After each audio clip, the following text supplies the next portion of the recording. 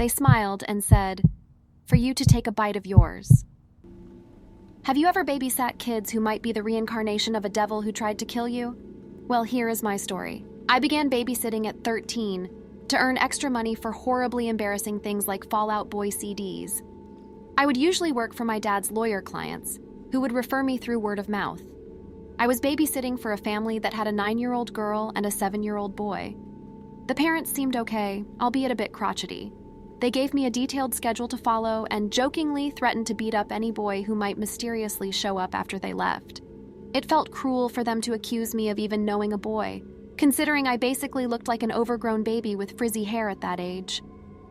Almost immediately after the parents left, the little girl started singing in a creepy, high-pitched voice. "We're all alone now." Right. Cue the Shining soundtrack. "I know," the little boy chimed in. "Let's play rape." Looking back now, I realized that the kid probably heard the term on TV, knew it was shocking, and said it just to get a reaction. At the time, I completely fell for it, sputtering wide-eyed and quickly changing the subject. These kids were a nightmare for the next hour. I refused to let them watch South Park on TV because their parents did not seem like the type to allow their precious 7- and 9-year-olds to watch such a show. As soon as I said no, the little girl casually remarked, "Oh, that's fine. We'll just go play PlayStation in the family room. Feel free to watch it out here." Lol, nope. I knew exactly where that was going. I told them they could watch any other TV show in the living room while I prepared dinner. The parents had left instructions for me to make them sandwiches. I could handle that. But before I even got the bread out, I heard a massive crash. It seemed like the little girl had broken a glass. I was annoyed and frustrated, but I had no way to punish her, so I cleaned it up while these two incredibly weird kids watched with wide eyes. After disposing of the broken glass in the trash, I went back to making the sandwiches. Being a vegetarian, I made a simple salad for myself while the kids had chicken. Just as I was finishing, the little boy let out a scream that sounded like a dramatic portrayal of pain. Despite being hyper-vigilant as a responsible teenage babysitter, I rushed over to the couch in the living room to check on him. "My ankle!" he howled, dramatically flopping back onto the couch.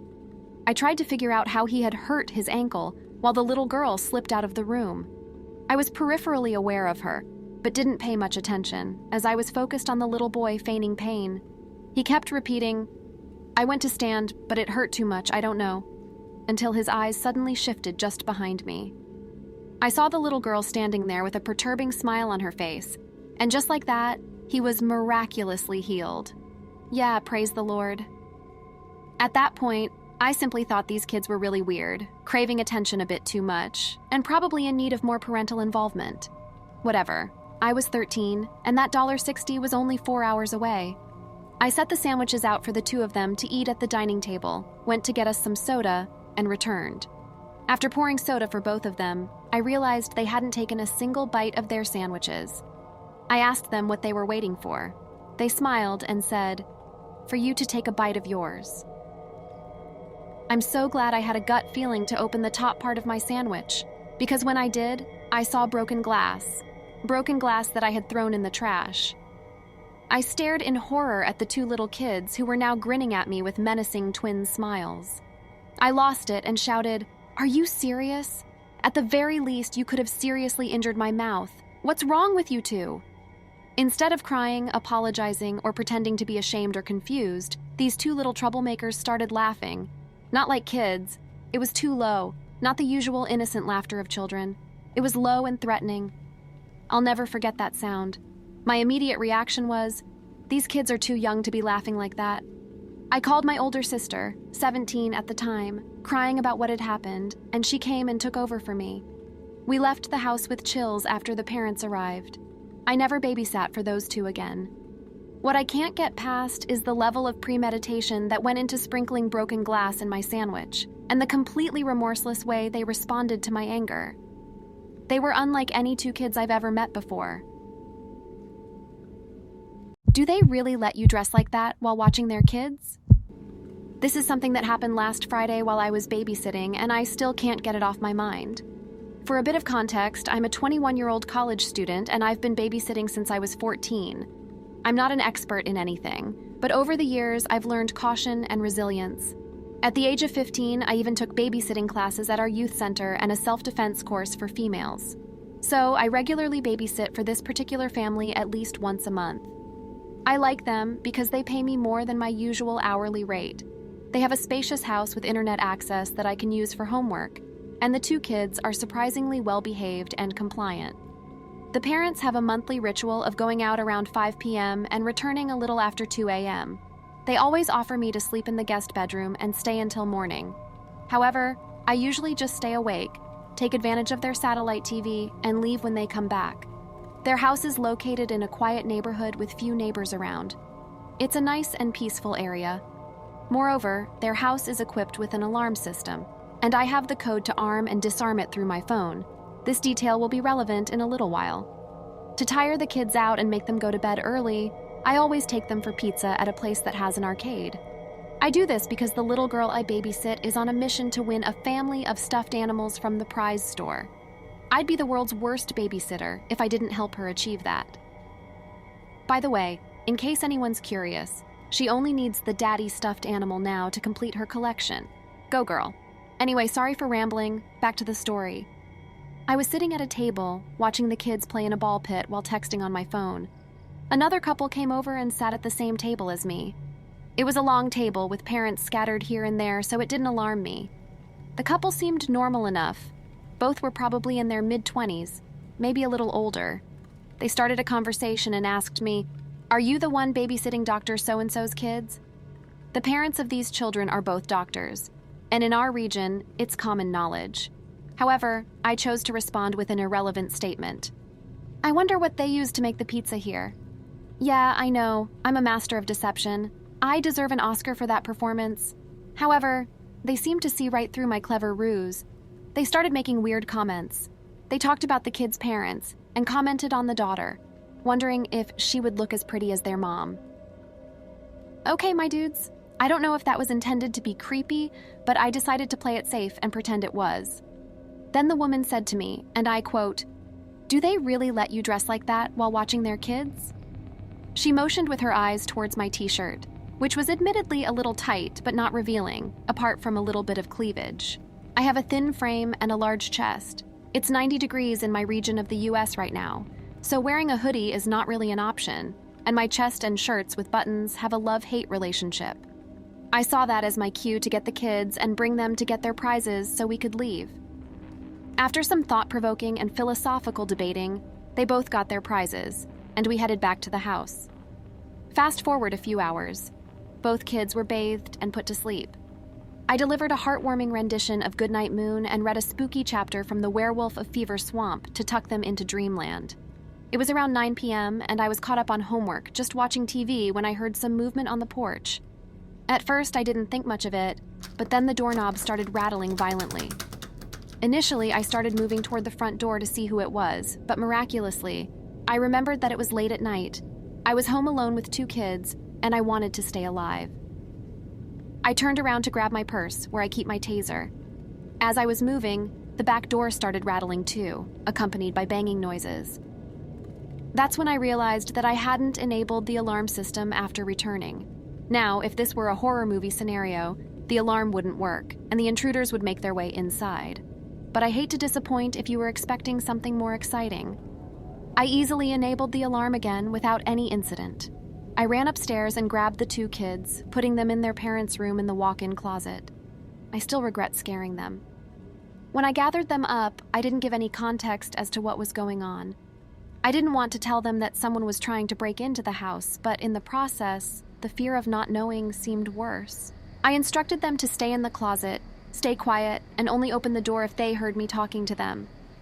Then I locked the bedroom door, which was the only door on the upstairs floor that locks. I sat there with my taser ready and hit the panic button on the phone app. Several minutes passed, and I received a notification through the app that the alarm system was disabled. I planned on calling 911, even though the panic button already took care of that. But I found it more beneficial to arm it again. Then it disarmed once more, so I armed it again. This disarming and arming continued a few times. By this time, I could hear what sounded like 2 sets of footsteps walking up the stairs. Good job, girl. You locked yourself inside with 2 potential assailants. I held it together for the sake of the kids. but deep down, I was scared to death. When I heard the footsteps near the door and saw the knob twisting, I took a deep breath and pulled the trigger on my taser, just to let them know that I was armed, even though realistically it wouldn't do much good. I informed them through the door that the alarm was triggered, and the police were on their way. Thankfully, I was greeted by a familiar voice. "It's Doctor, let's call him Matthews. You're safe." I opened the door and ran into their arms, sobbing. I hadn't realized until it was over just how scared I really was. The kids came out without me giving them the okay, but their parents were there, so I let it slide. When I enabled the alarm on my phone, they both received notifications since they were out. With the app, they had the option to view the porch cameras as well. When they saw the notification that the panic button was activated, they checked the camera footage and saw people on each side of the house, one man and one woman. The alarm, repeatedly disarming, was their attempt to get inside. They filed a police report, and I provided a statement mentioning the two weirdos I met earlier that day, although there was no direct evidence linking them. The camera footage didn't provide any positive face IDs either, so yeah, I was scared. I'm getting over it now. I'm just grateful that the couple I was babysitting for lived close enough to come to my rescue.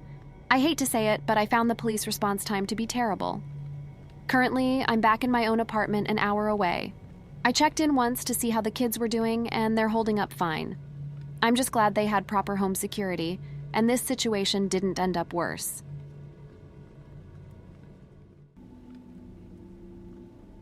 And watched as the baby and the dog stared in the same place. This was the most scary night of my life. Back when I was around 13 to 14 years old, my cousin got married and we met his wife at the baby shower. Given my age and the lack of things to do back in the late 90s, the wife asked if I would be their babysitter. It was an awesome opportunity, and I gladly took the job. I started babysitting when their son Max was only about a month old. It was a way for his mom to get a break, which I totally understand now as a mother of 3, and the couple would walk to a nearby bar for the night. When they returned, she and I would hang out for a while. As she got to know me better, she eventually asked me to come over after school on some days so she could do things around the house without worrying about the baby. This led to lots of talking and spending time together, and I ended up spending a lot of time in that house. One day, the wife asked me if I believed in ghosts. I'm pretty open-minded, so if I can't prove something doesn't exist, who am I to say? She mentioned that she thought the house might be haunted. I had never experienced anything like that, but I trusted her word. We were friends, and she was an adult. There was no reason not to believe her. It was a casual comment, and she mentioned some unexplained things that had happened. Well, soon after, I understood what she meant. The first experiences were minor. There was a light switch at the bottom of the basement staircase. To illuminate the basement rec room area, you'd have to turn on the light after walking down the stairs. I noticed that the light was on, even though I hadn't gone downstairs. It intrigued me, so I walked down the steps, turned it off, and went back upstairs. As I closed the door and turned to walk away, I noticed out of the corner of my eye that the light was back on. I turned it off again, but after that, I left it alone. The light would randomly turn on or off throughout the day and night. It only really bothered me when I was alone in the house, except for the baby, of course, late at night. The next incident occurred during the day. My cousin worked various hours, and his wife had errands to run. One afternoon, after school, I was home with the baby and the dog. I put the baby down to sleep in his crib on the second floor. On the first floor, there was a TV room. I went to sit down and turn on the TV. Now, this was an older-style TV with a knob you pulled out to turn it on and pushed in to turn it off. There was a speaker next to the screen, all inside a giant box. If you're old enough to remember these TVs, you understand what I'm saying. So, I turned on the TV and static started coming out of the speaker. Then I heard the baby crying and a voice calling his name. It was coming out of the TV speaker. I quickly shut it off, checked on the baby, and nothing was going on. He was peacefully asleep. Another time, I was on the first floor, sitting with the baby monitor. This time, he started crying, but it was followed by a repeated shh, shh, until he stopped crying. Again, I checked on him, and he was awake but calm. The second time I heard that voice through the monitor, the baby started giggling, as if he was seeing a friend. It creeped me out, but I managed to handle it. Then one night, my cousin's wife was having a Mary Kay party on the first floor and asked me to watch all the kids of the moms in attendance. This left us with the entire second floor, including the baby's room and my cousin and his wife's bedroom. I gathered up the kids and threw them onto the big bed to watch a movie and play games. At one point, it was time for the baby to go to bed, so I walked him to his room and placed him in his crib. As I went to leave, I realized the door to the other bedroom was closed. I opened it, and all the other children were still on the bed, just as I had left them. I rejoined them, and we continued watching a movie. Suddenly, I heard a noise. It wasn't a thud or a thump, but more like creaking and footsteps, as if someone had taken 1 or 2 steps. I got up and rushed toward the hallway. To my surprise, the baby was out of his crib and moving toward the hallway where the staircase was. Strangely enough, the baby gate was unlatched. At this point, he had started walking on his own, but he had never climbed out of his crib before. It was simply too high. I had no idea how he could have gotten out and moved so quickly, covering such a distance in the time it took me to jump off the bed, walk across the hall, and open the gate. At the end of that night, I talked to my cousin's wife. She started delving into everything that had happened. She told me that she had heard the voice through the baby monitor as well. While we were talking, we heard it again through the speaker of the TV, even though it was off. We looked at each other and decided to continue the conversation outside. Once we were in the backyard, she told me that when they first toured the house before buying it, there was a boy who had lived in one of the bedrooms, the room with the TV on the first floor. She said his room was all black and had strange posters and demonic symbols on the walls. She got a weird vibe from the room. When they opened the closet, they found what appeared to be a Chucky doll, a pentagram, some weaponry, and what seemed like a crude altar. Since they planned to clean everything before moving in, she simply blessed the house and hoped for the best. However, she had experienced the lights turning on and off, as well as faucets, and had heard the voice talking to her son. The last incident that really scared me was when I was feeding the baby in the kitchen. He was in his high chair, the dog was chilling under the table, and I was sitting in front of the baby, giving him some snacks. I noticed that the baby, who was about 12, 13 months old at that point, started staring behind me. Suddenly, the dog sat up straight and also started staring at the doorway of the kitchen, right where the baby was looking. I turned my chair to face them both and watched as the baby and the dog stared in the same place. Then they moved their heads as if following something moving through the air, along the wall, into the room, and finally up on the ceiling, coming closer. I quickly grabbed the baby, picked up my coat, and took the dog with me as I hurriedly went to the backyard to wait for someone to get home. My cousin didn't believe my story, and his wife later told me that he thought I was rambling about some crazy story. However, she listened to me. They eventually called a priest to bless the house, and he returned twice more. Fortunately, they ended up moving not too long after that. Looking back, I believe there may have been 2 spirits in that house at least. One of them seemed to be causing trouble, turning the lights on and off, and possibly more that I can't remember. The other spirit seemed to be focused on the baby. No harm ever came to him, but it appeared to be trying to engage with him. The incident with the unlocked gate could have been an attempt to hurt him, but apart from that, it seemed to have a calming effect on him and made him happy. I know that demons can present themselves to children in a friendly manner to gain access, but who knows at this point?